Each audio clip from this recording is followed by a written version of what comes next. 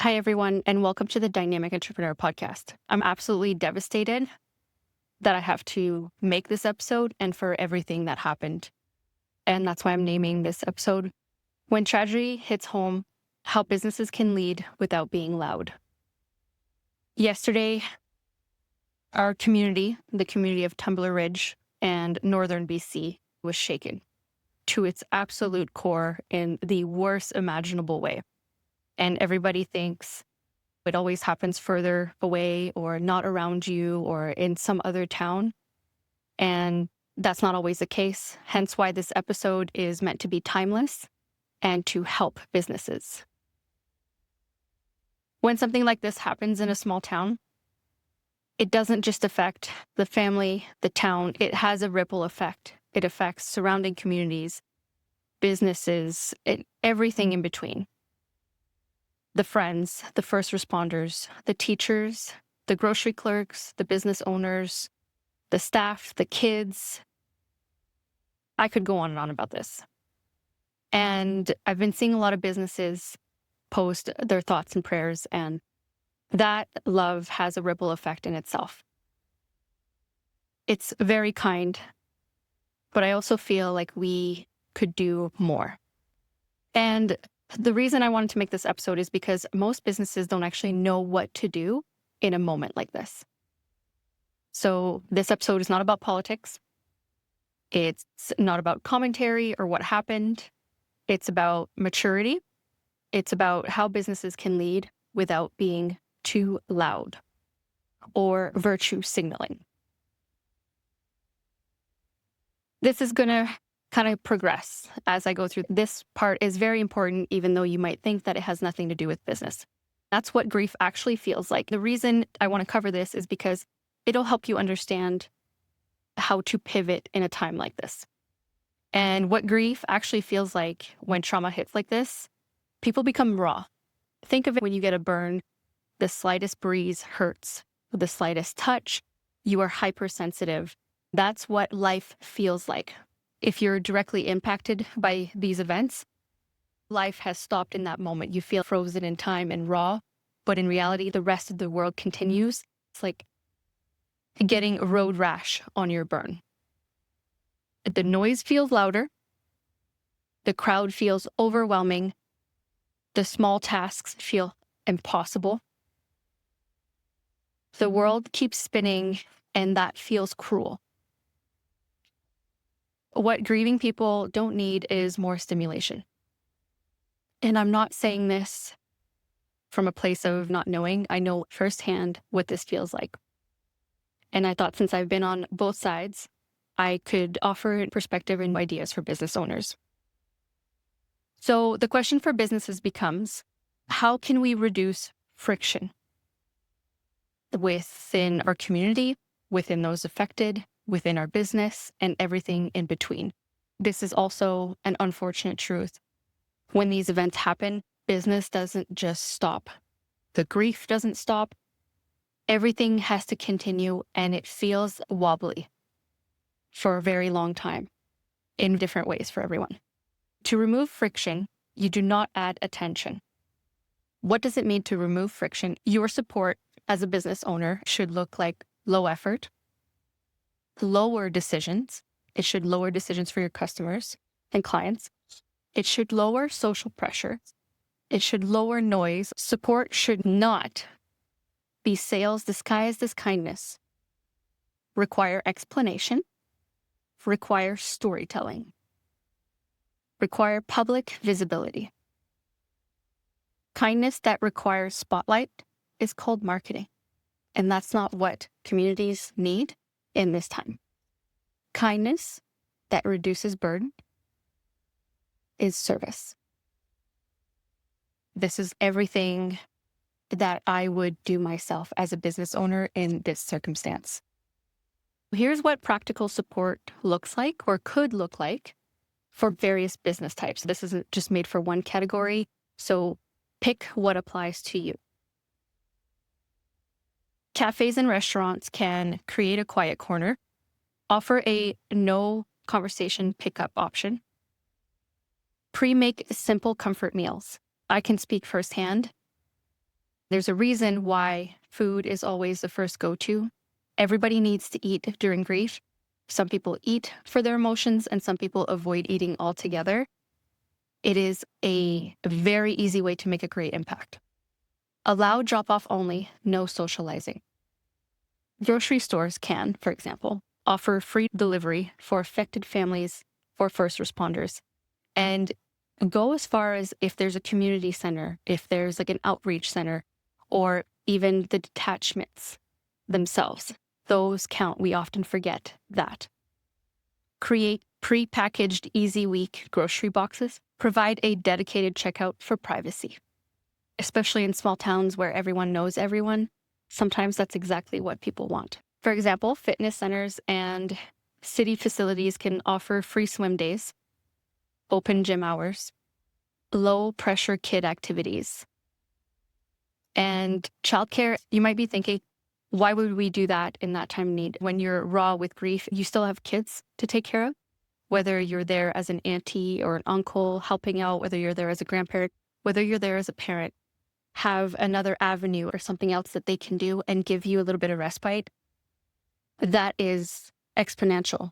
I always recommend if somebody is going through a situation like that and they have younger kids, bring them with your kids for a pool for a few hours or to the movies.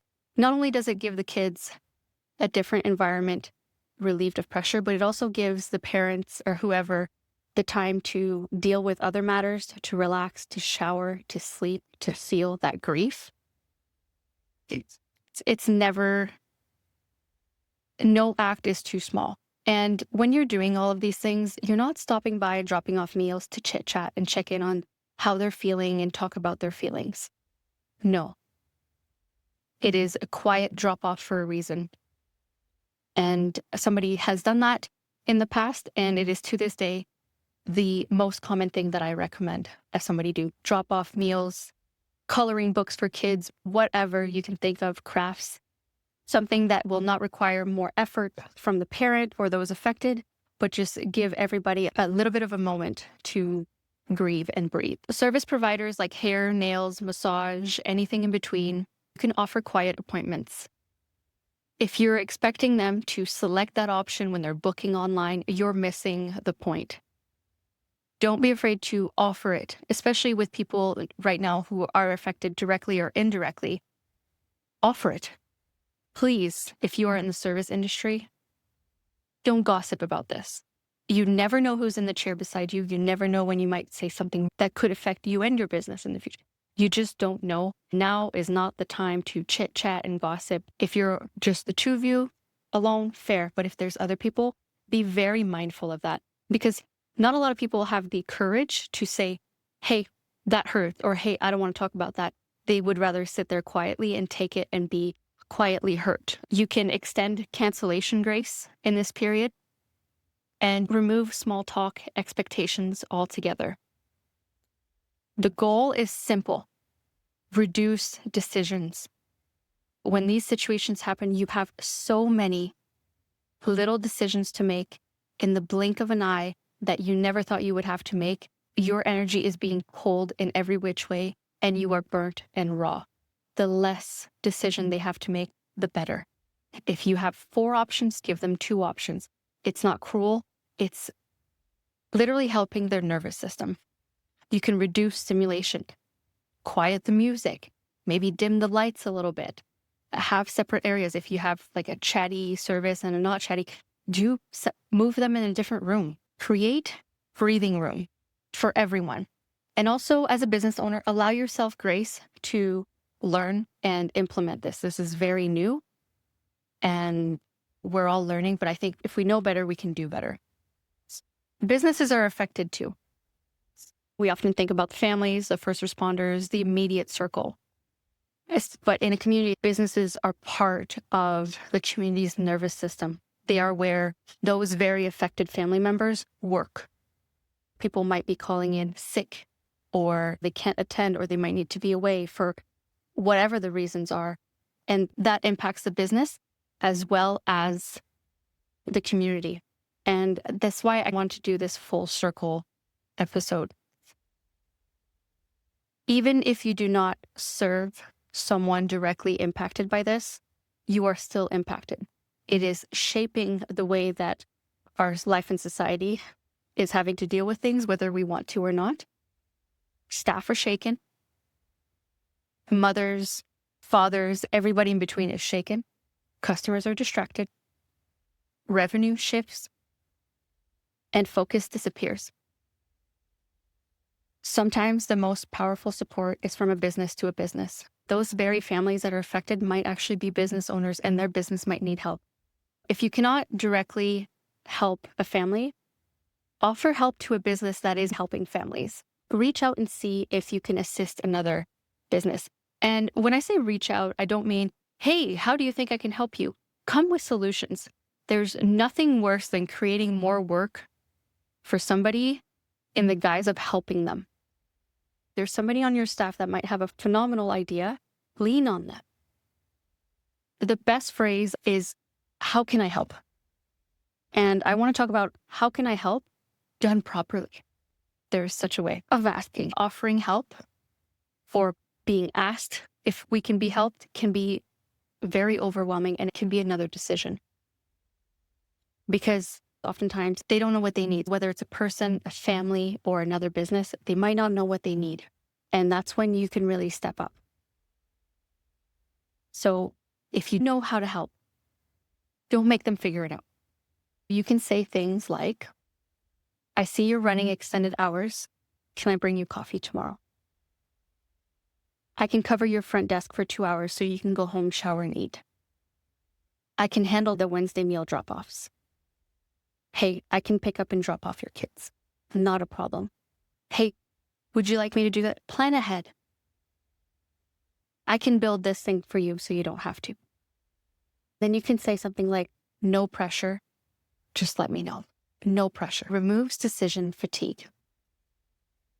Now, I'm going to hold your hand as I say this, and I'm going to hold my own hand. This is not about making yourself feel better. And this part really matters.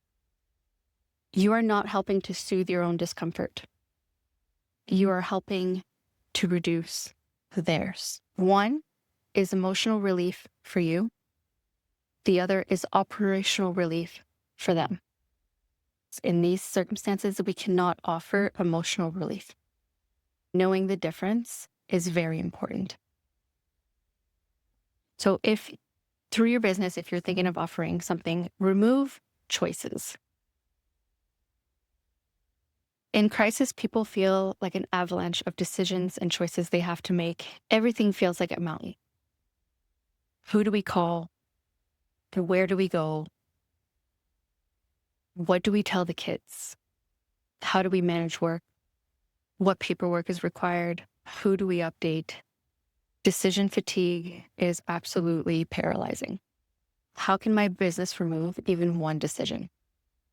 So, for example, instead of saying, let us know what you need, say, we have meal kits ready for 6 p.m. drop-off. That would be absolutely game-changing. Instead of saying, we're offering support, which says I'm going to have to do work to get said support, you could try deliveries automatically free, no code required. Fewer steps, fewer choices, less friction. Now, this is a little side note. As a business owner, you might be thinking, yeah, but people might take advantage. You know what? They might. But I guarantee you the compounding effects of the good for the right people will come back tenfold for you. Have staff conversations. Call a staff meeting. Be short, clear, and direct. Cover 3 things. No gossip, no speculation, and extra grace. People who are raw and going through it can be short. You might just be catching them in a moment. You might just be catching them at their very wits' end where they don't even know how they're going to make it to the next minute with what they're dealing with. Grace is the most beautiful thing you can offer, and it will be repaid. This is not time for rumor, especially in events like this. You don't know who is connected. In small towns like northern BC, you never know. And connections are always closer than you think. Give staff simple language to use. We're thinking of everyone affected. And let me know if you need anything. Or how can I help? Or take your time. Reminding people never hurts because our staff, can often turn into a habit of how we talk. Sometimes the staff isn't affected the same way that your customer may be. Take that into consideration. When these things happen, it's bigger than just one town. It's bigger than just a one isolated event or individual. It does have great ripple effects. This was not a one-on-one situation. These are community events, and operate accordingly. In closing this episode, for business owners or whoever listens, we cannot fix tragedy. We can't undo loss, but there are some things we can do. Reduce friction, reduce decision fatigue, create quiet space, offer practical solutions, show up differently. In crisis, your business culture gets revealed. Not your branding, your culture. How you and everybody that works for you shows up. How you speak, how your staff behave, how you time your marketing, how you offer grace. That's leadership. Less noise, more support. That's how communities mature.